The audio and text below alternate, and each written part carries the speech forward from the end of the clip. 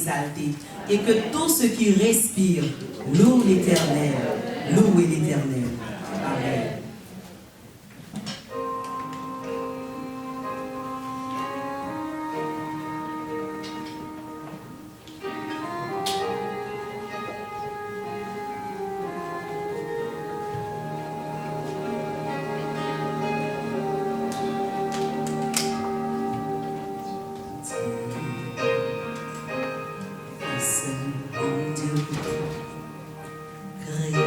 Ces choses que nous appelons du plus grand au plus petit, la gloire le revient à Dieu, et seulement Dieu, Dieu.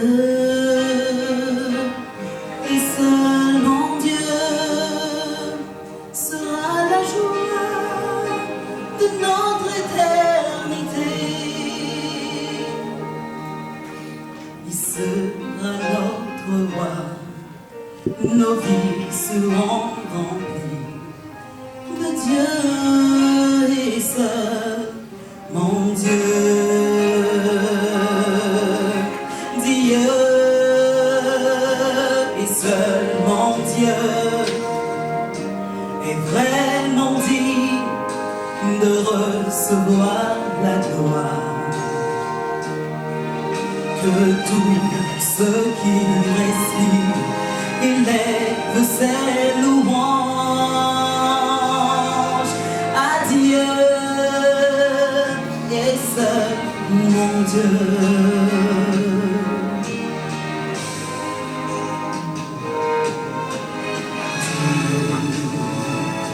Et seul mon Dieu sera la joie de notre éternité. Il sera notre gloire, nos vies seront remplies de Dieu et seul mon Dieu, Dieu et seul mon Dieu est vraiment digne de recevoir la gloire. Que tout ce qui respire élève ses louanges à Dieu, seul mon Dieu. Dieu et seul mon Dieu est vraiment digne de recevoir la gloire. Que tout ce qui respire élève ses louanges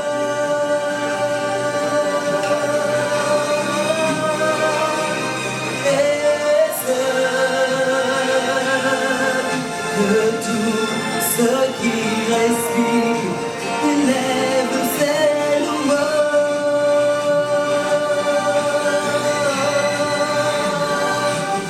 à Dieu.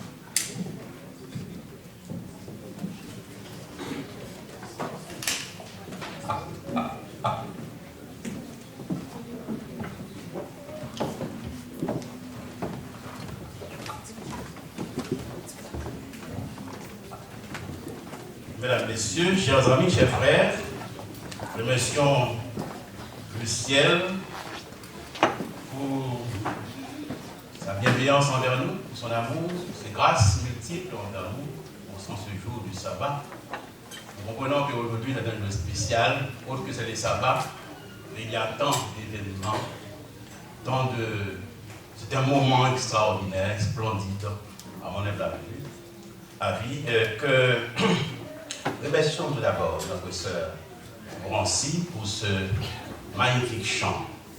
Dieu est seulement Dieu. Et c'est seulement Dieu qui aurait pu permettre à ce que Sœur Jésus-là et Frère Luxon puissent vivre ce moment extraordinaire. Je comprends que la joie, n'est-ce pas, le contentement que peut jaillir dans le cœur de la famille et dans le cœur de chacun de nous, puisque quand nous rappelons peut-être l'histoire de la famille qui passait par des moments difficiles et qu'aujourd'hui, l'Éternel a décidé de sécher les larmes et donner la joie dans le cœur de cette famille. Et nous pouvons exalter avec cette famille le nom de notre Dieu. Et pour dire encore une fois, à l'instar de cette sœur Morancy, c'est Dieu et seulement Dieu. Mesdames, Messieurs, chers amis, je suis très content d'être avec vous en ce sabbat matin pour parler, pour être le porte-parole de Dieu en ce sabbat. Si j'avais su que Pasteur Noélus aurait été parmi nous en ce sabbat, j'aurais pu lui demander de continuer cette joie, cet moment d'extase dans la vie de la famille de Jésus-là et aussi la famille de Bethel, puisque ça fait quelque temps de ça, il nous a quittés. Et ce matin, vous pouvez comprendre que l'acclamation des frères et sœurs de l'Église, j'entends des voix qui disent, quand le pasteur dit que vous occupez une place de choix dans ma vie, je vous aime. Et j'entends des gens qui disent, mais nous aussi. C'est formidable, c'est formidable. Ça veut dire que pasteur Noélus a laissé donc à Bethel donc souvenir ô combien grand, combien extraordinaire. Alors, en ce sens, puisque l'Église dans son ensemble, l'œuvre adventiste dans son ensemble, c'est un mouvement que le pasteur est appelé à venir et à partir également. Nous devons vivre avec cela. Donc, le temps également nous fait faux bon. Nous allons très vite vous exprimer, vous faire sortir, vous faire entendre le message. Nous avons à votre attention. Je ferai de mon mieux pour ne pas être trop long, pour ne pas gâcher votre ambiance. Le texte que frère Emmanuel, juste avant, permettez-moi de saluer, et autre que la sœur Jésus, là, personnellement, quand j'ai vu la famille, je suis vraiment content, mais je ne vais pas en parler maintenant. Mais je vais voir aussi la sœur Messéus, Laurine. Je suis très content de voir, c'est Laurine. Je suis très content de voir, juste en arrière, un fils, un garçon de l'église de Bethel, et qui, depuis quelque temps, nous prenait un peu de vacances, n'est-ce pas? Prenez un peu de vacances, parce que vous savez, dans la vie, il y a des moments de vacances. On voyage, et puis on revient aussi, c'est pas vrai? On revient. Des fois, nos jeunes, nos enfants, des fois, il faut le considérer des fois comme des vacanciers, des fois. Prions à ce que, dans ces vacances, qu'il n'y a pas d'accident. Il n'y a pas d'accident. S'il y en a, s'il y en aurait qu'il y ait des petits accidents, et qu'ils reviennent entiers vers nous. Je veux parler de frère Chute Eden. Je suis très content, je crois que l'Église est contente de te revoir, frère Eden. Ça nous fait plaisir. C'est ici pour dire que les vacances sont trop longues. Venez à la maison. n'est-ce pas? L'internat, c'est vacances. Et cela fait la de tout le monde. Voilà. Le texte que frère Emmanuel Messius lisait tout à l'heure dans 2 Pierre 3, versets 3 à 4. Et je vais remonter un peu plus au verset 1er. Avez-vous votre Bible? Suivez avec nous. Vous savez, tant que je regarde, je vois les gens. Je signale aussi la frère Marcellus, que je suis bien content de voir Marcellus. Tant que je regarde, il faut que je mette dessus. Hein? Voilà, 2 Pierre 3, verset 1, à partir du verset 1er. 2 Pierre, soufflez avec moi, je parle un peu vite aussi, alors pardonnez-moi. 2 Pierre chapitre 3, à partir du verset 1er. Voici déjà, bien-aimés, la seconde lettre que je vous écris. Dans l'une et dans l'autre, je cherche à éveiller par des avertissements votre saine intelligence, afin que vous souveniez des choses annoncées d'avance par les saints prophètes et du commandement du Seigneur et Sauveur, enseigné par vos apôtres. Sachez avant tout que dans les derniers jours, il y aura des moqueurs, avec leur raillerie, marchant selon leur convoitise. Ils disent, où est la promesse de son avènement? Car depuis que les pères sont morts, tous demeurent dès le commencement de la création. Prions les Seigneurs. Adorable Père Céleste, tu as dit que nous venons de fouiller ta parole et faire la lecture de cette parole.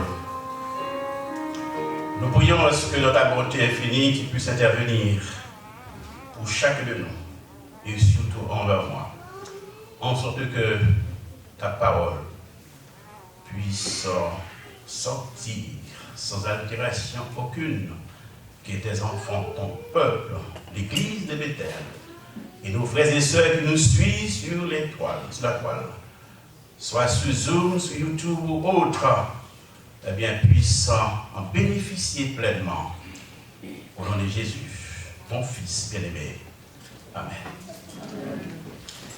Mesdames, Messieurs, chers amis, chers frères, dans la lecture que nous venons de vous faire, il y a certaines considérations, certains mots, nous allons essayer d'analyser, d'essayer de comprendre. Tout d'abord, Pierre qui a écrit cette lettre, cette seconde lettre à ses auditoires, ses lecteurs, prend soin de complimenter ses lecteurs. Parce qu'il a dit que je cherche à éveiller par des avertissements votre saine intelligence. L'auteur de cet épître commence par nous dire que son désir ardent, son plaisir, c'est de stimuler, c'est de réveiller, c'est d'éveiller la saine intelligence. Vous voyez ici que l'auteur n'essaie pas de blâmer ses lecteurs, son auditoire. Il ne les blâme pas, il les complimente parce qu'il parle de saine intelligence. Pour Pierre, son auditoire, ses lecteurs, dans l'intelligence de cet auditoire est saine parce que ces lecteurs n'ont pas d'intelligence corrompue. Mais, en dépit de cette saine intelligence, l'auteur cherche à faire passer un message. L'auteur commence par parler des enseignements des prophètes, de l'Ancien Testament, et pour venir jusqu'à vers lui, et ses autres collègues apôtres, c'est-à-dire Pierre, Jean, Paul et d'autres. Et le souci de l'auteur, c'est que au verset 3, il dit que sachez avant tout que dans les derniers jours, il y aura des moqueurs avec leur raillerie. Il y a des moqueurs avec des railleries. Il viendra des moqueurs avec leur raillerie, marchant selon leur propre convoitise. Et aujourd'hui, de l'époque où Pierre a écrit cette parole, ces textes, ce message, ce second message, à aujourd'hui, à mon avis, on dirait que c'est maintenant que la chose est en train de se réaliser. Il est vrai qu'on peut comprendre que pour Pierre, à son époque, il y a eu beaucoup de choses qui s'est passées. Et aujourd'hui encore, il y a beaucoup de choses qui s'est passées. Et le but des moqueurs, c'est de vivre selon leur propre convoitise. Et quelles sont les convoitises des moqueurs? Quelles sont les convoitises des moqueurs? Et les moqueurs, pour les moqueurs, il y a un problème. Parce que les moqueurs ne veulent pas entendre parler de Dieu. Les moqueurs ne veulent pas non plus que les enfants de Dieu, la Bible révèle ses problèmes, ses péchés, ses façons de vivre, mais pour eux, de vivre selon leur propre manière. Et les propres manières, c'est comment? Aujourd'hui, on a un problème avec tant de choses qui se passent. Problème de... Bien que c'est une bonne chose, mais les gens vivent selon leur sexualité, vivent grandement de leur sexualité. Cette semaine dernière, j'étais moi-même étonné. Je me suis posé encore la question, est-ce que c'est vrai? Je me suis posé la question, est-ce que c'est vrai? J'entends que, en Espagne, il y a une loi permettant à ce que les hommes puissent vivre leurs relations, qu'elles soient sexuelles ou autres, avec leurs bêtes. Parce que l'homme, c'est l'ami des bêtes, et puisque l'homme est l'ami des bêtes, des chats, de chiens et autres, et pourquoi pas? Et quand la nouvelle fait un petit peu de bruit, il y a un représentant de la ville qui disait que l'homme, tout ce qui importe, c'est que l'homme doit prendre précaution de ne pas faire mal, pour ne pas blesser l'animal. Mais après ça, il n'y a pas de problème, mais pourquoi pas? Je me suis posé la question, est-ce que c'est vrai? Mais il semble que c'est oui. Il semble que c'est oui. Et aujourd'hui, quand nous regardons certaines personnes qui chérissent tellement leurs chiens, leurs chats, et tout ce qui compte, je ne suis pas en train de dire ne pas aimer les chats, ne pas aimer les chiens, vous comprenez bien. Vous comprenez bien, il faut faire attention à ça. Hein. Je ne dis pas qu'il ne faut pas aimer les chats, non, mais pas ça. Il faut aimer votre bête, votre chien, vos chats. C'est très bien. Mais la place qu'on donne à cet animal, à ce chien, à ce chat, est-ce que cela vaut la peine au point que vous tombez en amour avec votre chien et votre chat? À la condition de ne pas blesser l'animal. Et c'était la tendance à cette époque. Et aujourd'hui encore, c'est la tendance. Des hommes qui s'est marié avec les hommes, aujourd'hui on n'en parle plus. Les femmes, et aujourd'hui, aussi que quand vous êtes opposé à cela, on vous dit que maintenant, vous êtes en 2023. Vous êtes en 2023 et vous êtes homophobe. Vous êtes homophobe.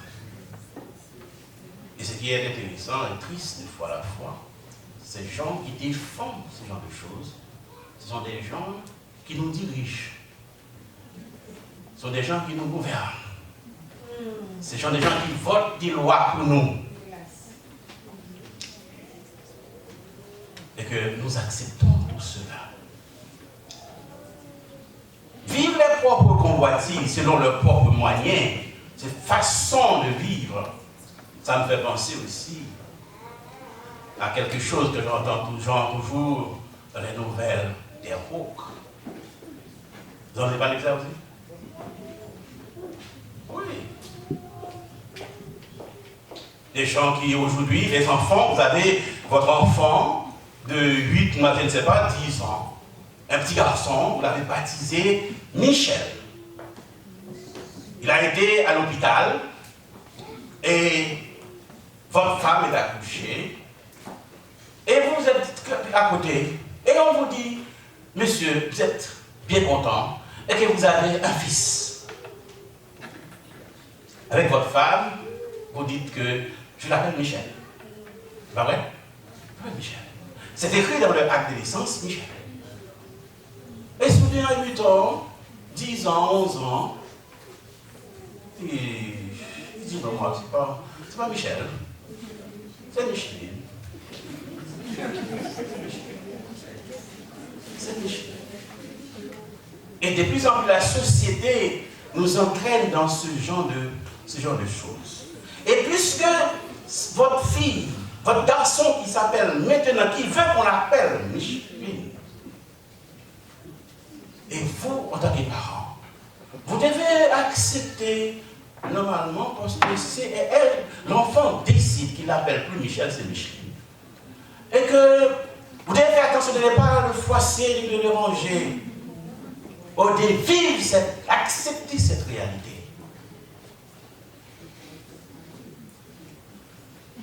Et des fois même, ce n'est même pas l'enfant à l'école, on les oriente des fois. On les oriente des fois. Et des fois, il arrive aussi, on pose des questions avec votre enfant, votre garçon ou votre fille, pour lui dire, et qui tu es? Ben, la fille ou le garçon dit, je suis un garçon. Et puis l'enseignant dit, ben, écoutez, tu ne sais pas qui tu es. Arrêtez de dire que tu es un garçon, tu ne sais pas qui tu es. Ben oui, je suis un garçon, ou bien je suis une fille. Et non, non, tu ne sais pas qui tu es. Tu comprendras plus tard. Tu n'es plus garçon ou fille. Et cela va tellement loin, il y a des parents même aujourd'hui qui ont des enfants qui sont nés. Ah ben, ils ne veulent plus mettre un sexe dessus. C'est écrit neutre. Neutre. Parce que la situation actuelle et les gens qui nous gouvernent, qui nous influencent, eh bien, essayent par tous les moyens de s'opposer catégoriquement à la parole de Dieu. Continuez un petit peu la lecture. Alors, allez au verset 5 par exemple. Pour voir le problème des moqueurs. C'est qu'ils veulent, les moqueurs. Ils veulent ignorer en effet que des cieux existaient autrefois par la parole de Dieu, ainsi qu'une terre tirée de l'eau et formée au moyen de l'eau, et que par ces choses, le monde alors périt, submergé par l'eau. Arrêtez-vous là un petit moment. Les moqueurs, les faux docteurs ont un problème. Ils ont fait le choix. ils veulent ignorer. Ce n'est pas qu'ils ignorent, ils veulent ignorer sciemment. Ils ont choisi d'être des opposants à Dieu. Vous comprenez? On est là? Ils veulent être sciemment, consciemment, avec toute leur force, toute leur énergie, de s'opposer à Dieu. Mais comment ils veulent le faire? Parce que, puisque dans Genèse chapitre 1er, disons encore, Genèse chapitre 1er, à partir du verset 1er,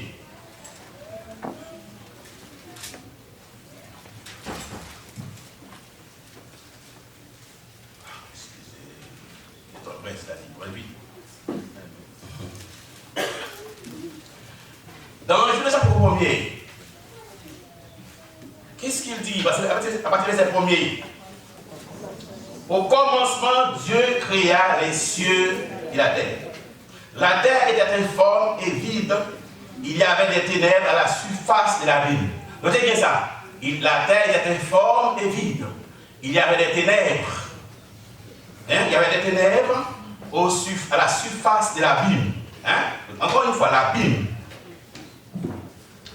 Et l'Esprit de Dieu se mouvait au-dessus des eaux. Au-dessus des eaux. Vous voyez ça? Dieu dit que la lumière soit, et la lumière fut. Dieu vit que la lumière était bonne, et Dieu sépara la lumière d'avec les ténèbres. Dieu appela la lumière jour, et appela la ténèbre nuit. Ainsi il y eut un soir et un matin, ce fut le premier jour. Dieu dit qu'il y a une étendue entre les eaux. On est là? Entre les eaux. Et qu'elle sépare les eaux d'avec les eaux. On est là? Ça veut dire qu'il n'y avait pas de terre sèche, terre ferme, là. Au-dessus des eaux, séparation des eaux entre les eaux. De l'eau en haut, de l'eau en bas. Il n'y avait pas de terre sèche. Il n'y a pas de terre ferme. On est là? Maintenant, il dit, et Dieu fit l'étendue, et il sépara les eaux qui sont au-dessous de l'étendue, avec les eaux qui sont au-dessus de l'étendue. Et ce fut ainsi. Dieu appela l'étendue ciel, et ainsi il y eut un soir et un matin, ce fut le second jour. On s'entend que, qu'est-ce qui dégage ici? La terre ferme que nous avons là aujourd'hui est sortie de l'eau, tirée de l'eau. Parce qu'au commencement, il n'y avait pas de terre sèche, terre ferme. Or, Dieu décide par lui-même pour organiser l'univers, notre planète, notre monde. Dieu organisa ainsi. Parce qu'au début, c'était des eaux, en haut et en bas. L'abîme. On est là? L'abîme. Maintenant, verset 9. Dieu dit que les eaux qui sont au-dessus du ciel se rassemblent. Les eaux qui sont au-dessus du ciel se rassemblent en un seul lieu et que le sec apparaisse. Vous êtes là? Les secs apparaissent. Et cela fut ainsi. Dieu appela la terre sec. Le sec terre, il appela la masse des eaux mer. Dieu vit que cela était bon. Puis il dit que la terre produise de la verdure, de l'herbe, etc. Donc on comprend que, à partir de ce texte, il n'y avait pas de terre sèche avant. C'était l'abîme, c'était des eaux au-dessus des eaux. Et c'est ce qui a permis que avant le déluge, c'est ce qui a permis avant le déluge, l'homme pouvait vivre 900 ans, 700 ans, 800 ans. L'homme pouvait vivre ces années-là.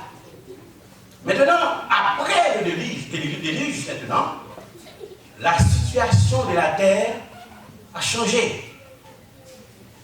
Et que, avant le déluge, il n'y avait pas de pluie sur la terre. C'était la rosée